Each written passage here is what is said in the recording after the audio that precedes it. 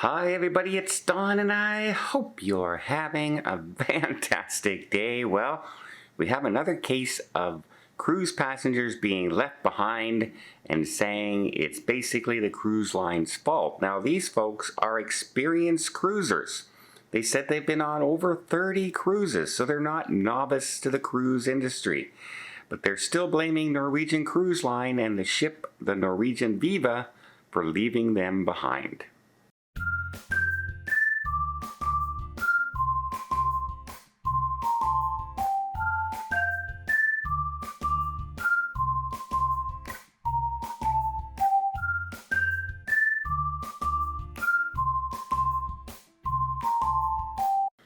So the cruise ship had docked in Grenada, and this couple, 84-year-old gentleman and his wife, 81 years old, went on a private shore excursion. We all know where this is going, right?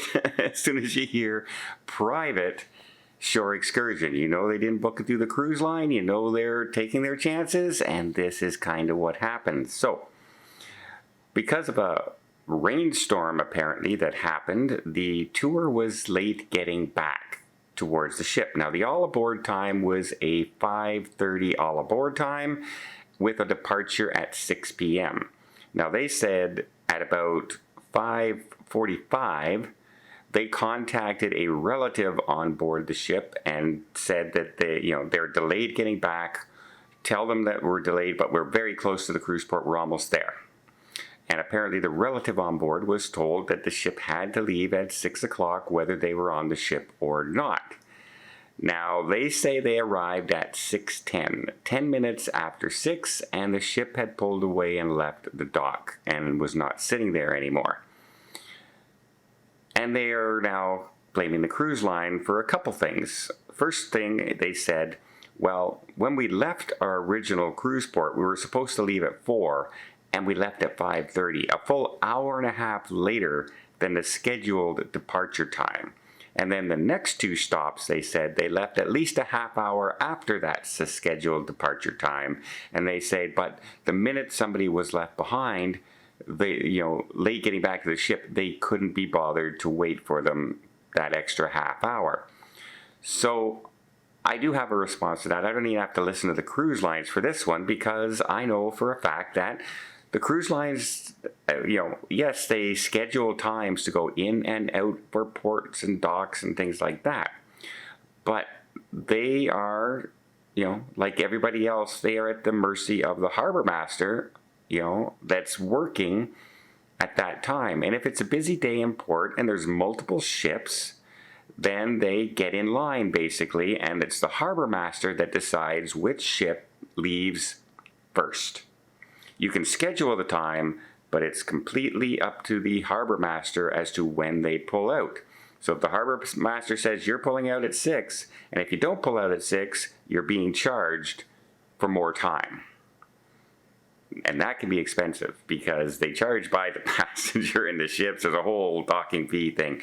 So yeah, that can become very, very expensive for the cruise line. So no, it's not always the ship's choice when to leave and when not to leave. Sometimes they have a leeway, but many times they are told, if you don't leave by this time, you're paying extra to be here.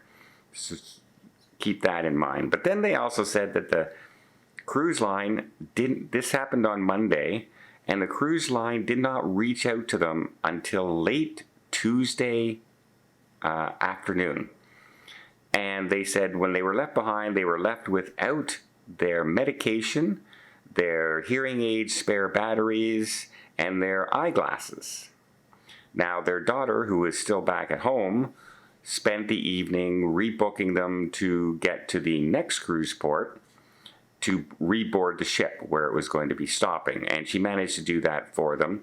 They did fly in, and when they flew in, they stayed at a hotel, and by then the cruise line had gotten in touch with them, and they had them picked up with a luxury vehicle and driven to the ship, where they were met by guest services who escorted them on board. They met with the hotel manager, then they were escorted to breakfast, and then back to their room. They said that part of the service was really well done by Norwegian.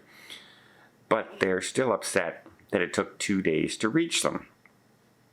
Now, after all hearing all that, you can kind of say, yeah, it was kind of their fault. It was kind of, you know, etc. And they're still blaming the cruise line for not getting in touch with them. And how come they didn't get into touch with them for this amount of time?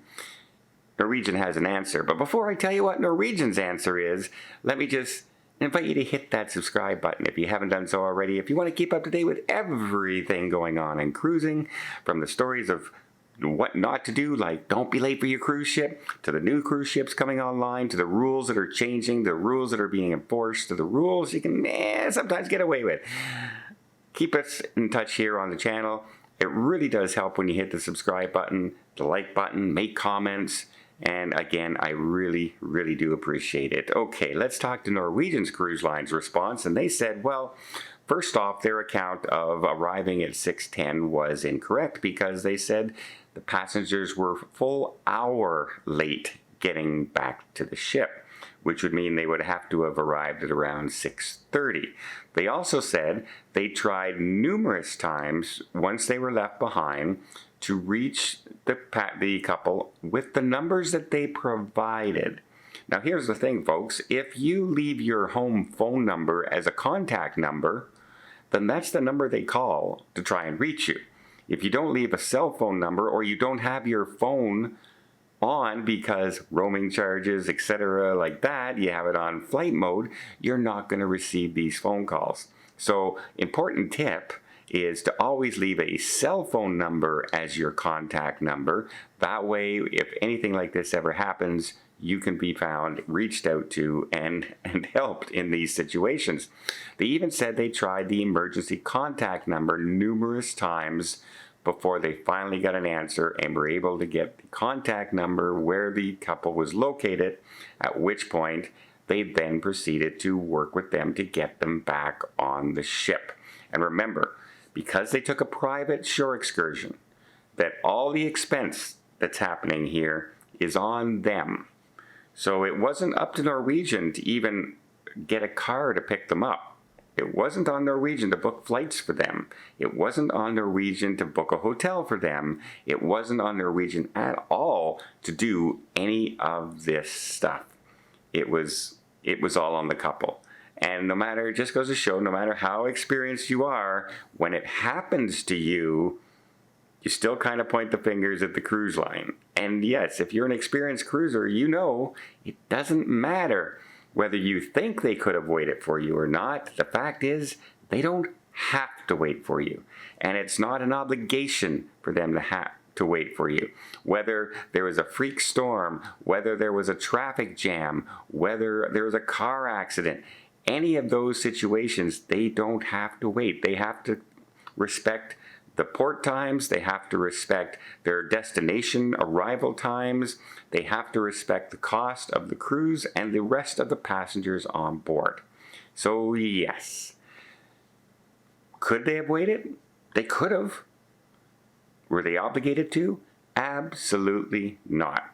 So in this case, who do you think is incorrect? Do you think the couple says, hey, they were late every other time leaving port, but they weren't late for us? They wouldn't wait for us. But do you think Norwegian did try and reach those numbers? Did you think there was a mix-up there? Remember, the couple is 84 and 81 years old. And also didn't have spare batteries for their hearing aids, etc. Maybe there's some complications going on there. Do you hear that? That's one of the bedrooms. Somebody's alarm. Scared the crap out of me the first day I heard it. Well, I hope you appreciate this video. If you did, please give it a thumbs up. Want to see more tips, more tricks, more travel vlogs from around the world? Hit that subscribe button. Until next time, have yourself a safe and a great vacation.